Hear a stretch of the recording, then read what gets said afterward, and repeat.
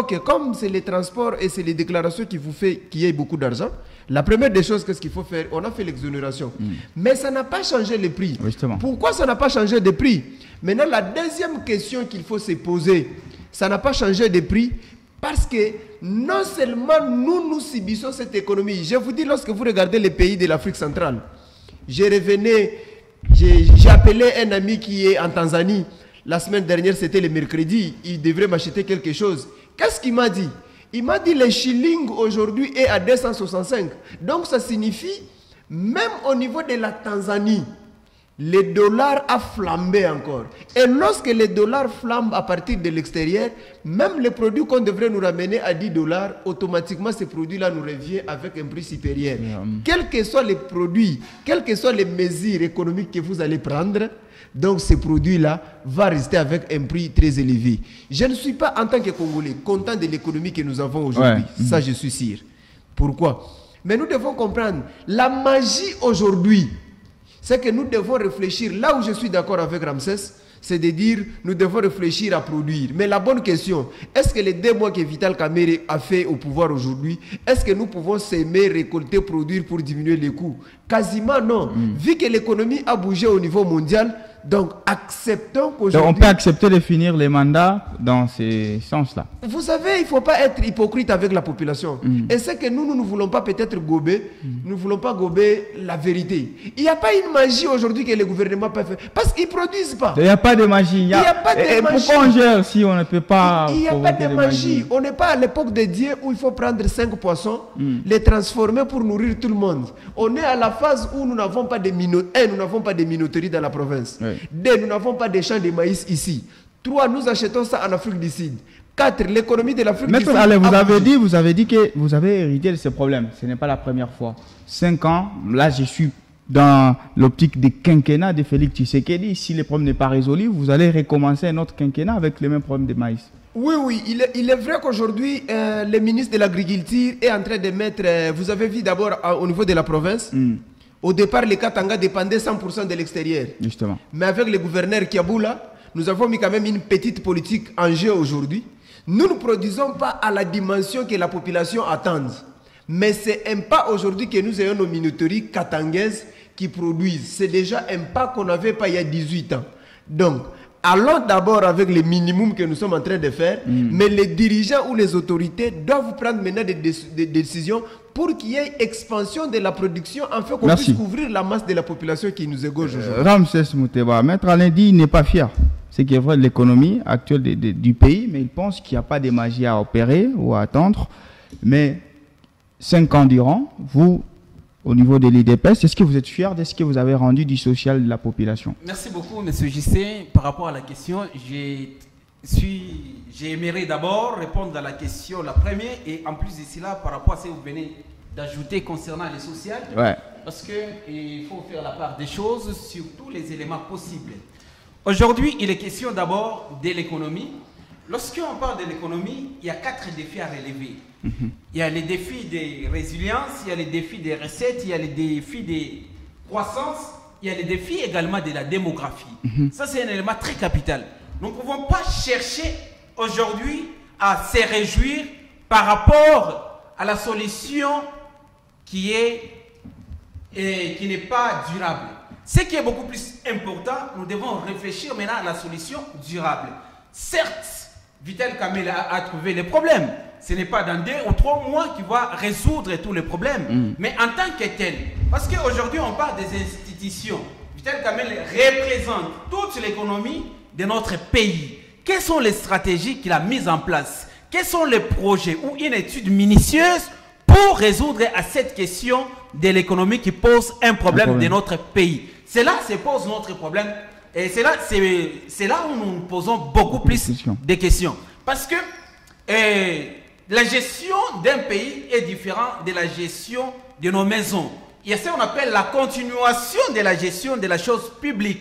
Lorsqu'il vient, il trouve qu'il y a des problèmes. Et d'ailleurs, lui-même, il était DIRCAB. Il connaît très bien les problèmes que les Congolais ont dans ces pays. Et en étant à la tête, il ne doit pas se réjouir parce que quand on a parlé de la pénurie des maïs, dans les Grands Katanga ou dans les Grands Kasaï, il est allé négocier. Non, ça c'est une solution qui est tout à fait palliative. Il y a eu rareté de maïs. Non, oui, il a dit oui, il ne pouvait pas faire autre chose que ça. Mais ce qui est important, c'est de chercher une solution durable. C'est ce que nous voulons. Nous n'allons pas toujours vivre avec les solutions palliatives. Lorsqu'on prend l'exemple de la Chine, à un certain moment, le président s'était décidé de tout arrêter afin de lancer dans l'agriculture.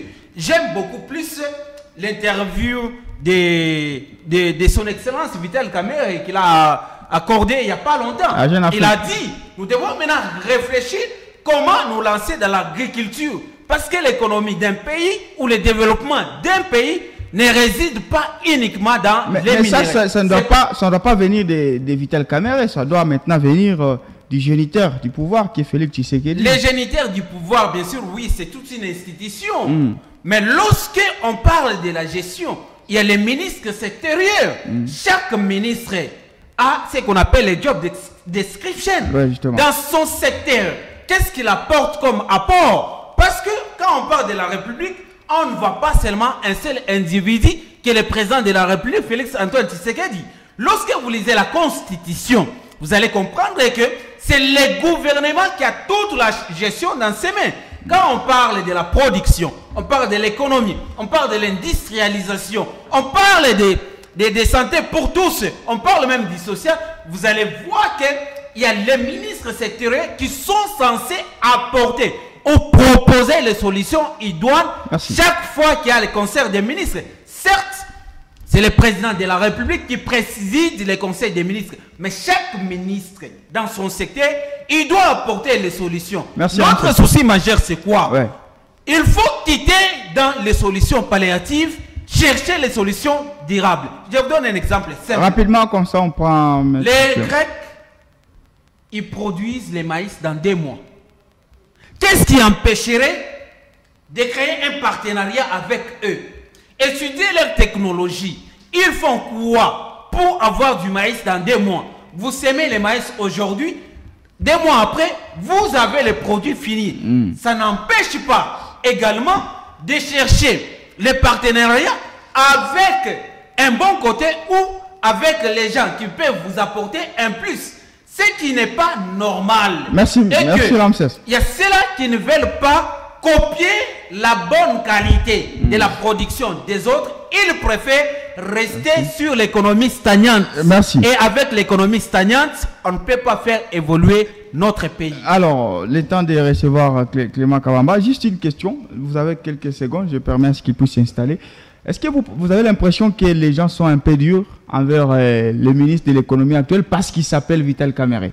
Non, des fois quand on fait des analyses, vous savez, quand on fait des analyses, des fois ça devient personnel à la place d'analyser la situation comme. Je pense que c'est le nom de Vital qui constitue les problèmes. C'est pas le ministre de l'économie. C'est un problème de nom. Lorsqu'on regarde VK à la tête des ministères, on se dit il paie tout dans un laps de temps faire, ce qui est pratiquement impossible. Je pense que les mesures que les ministres de l'économie auraient pris, c'était de bonnes mesures. Mais vu que nous ne produisons pas localement et que l'économie nationale ou mondiale est en train de flamber, on ne pouvait qu'avoir ce genre de résultats ici. Merci. En tout cas, on va prendre Maître Clément Kabamba. Je l'ai présenté déjà, il est au cadre de Ensemble.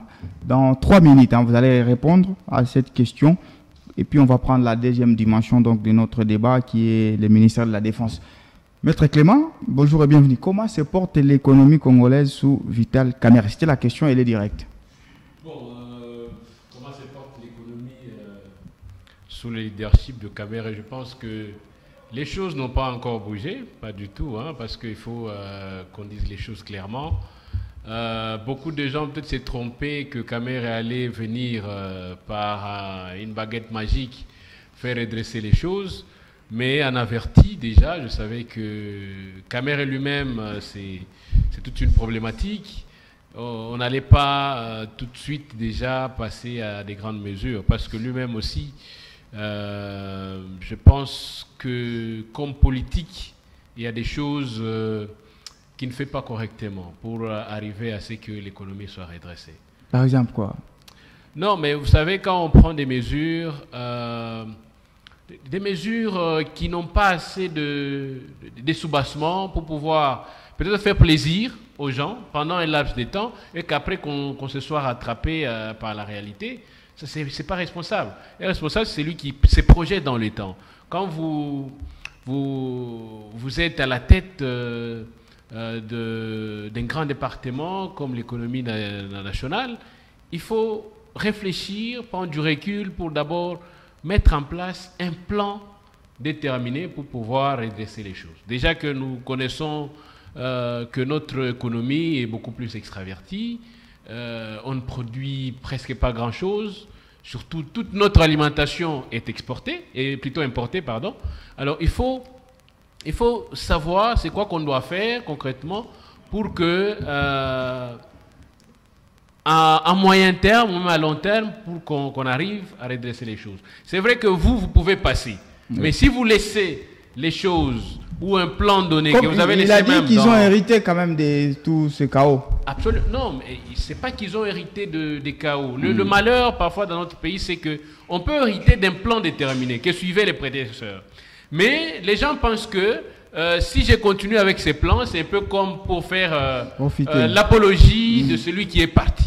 Or, c'est toute une institution. Il faut assurer la continuité de votre ministère en suivant ces plans-là. Mais vous venez vous balayer parce que vous êtes caméré espérant que peut-être avec votre nom vous allez changer les choses, ce qui n'est pas le cas. Merci. Malheureusement. Merci. On va prendre donc la dimension défense avec Jean-Pierre Bemba. Lui aussi était beaucoup plus attendu vu son nom. Il s'appelle également Jean-Pierre Bemba. Il était même vice-président dans cette République. Alors il devait normalement gérer la crise sécuritaire à l'est de la République démocratique du Congo, mais également assurer la montée en puissance, ce sont ces mots, de FARDC pour contrer donc l'agression du M23 sur le sol congolais. Ramsès Mouteba avec vous. Aujourd'hui, la crise persiste, mais du côté du ministère de la Défense, on estime quand même on a réussi à faire monter en puissance le FARDC. Comment vous évaluez son action à la tête de ce ministère? Merci beaucoup, monsieur. Je pense de ces côtés-là, d'abord, je tiens à féliciter tous les Congolais ou tous les jeunes qui ont accepté de répondre positivement à l'appel du chef de l'État. Aujourd'hui, nous pouvons être fiers, ou nous devons être fiers de notre armée.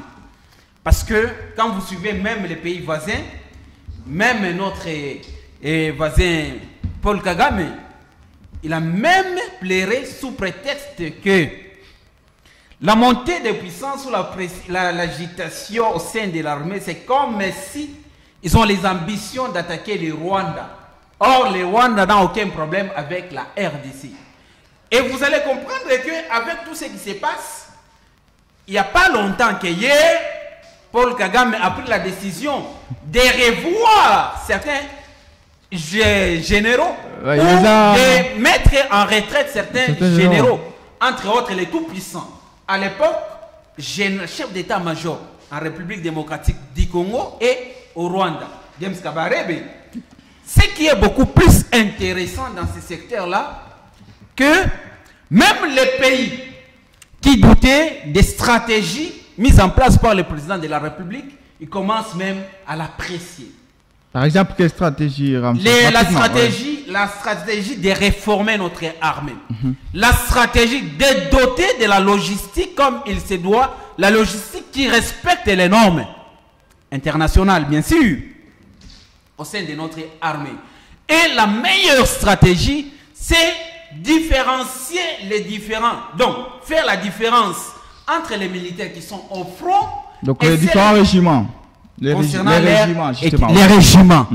Et en plus de cela, les équipements qu'a les FARDC aujourd'hui, c'est vraiment impeccable. C'est pour cela, vous allez voir même dans les classements, aujourd'hui, nous sommes 8e dans les classements africains et 74e position au monde. C'est une fierté. De ces côtés-là, nous pouvons nous frotter les mains et nous pouvons avoir l'assurance de dormir en paix parce que les